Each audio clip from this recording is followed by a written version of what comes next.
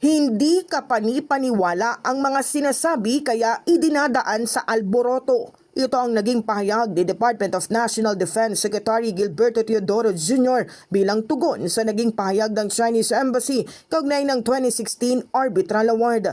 Ayon kay Teodoro, ipinapakita ng naging tugon ng embahada ang tunay na intensyon ng Chinese Communist Party sa pakikitungo nito sa Pilipinas. Aniya, malinaw umanong makikita rito ang kawalan ng sinseridad ng Chinese Embassy kaya't kinondena ng DND ang anyay arrogant display ng embahada.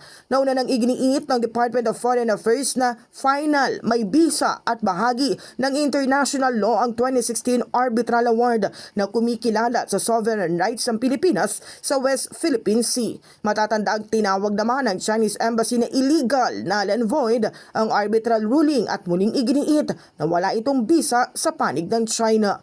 In the heart of changing lives, ako si Brigada Cas Austria ng 105.1 Brigada News FM Manila, the Music and News Authority.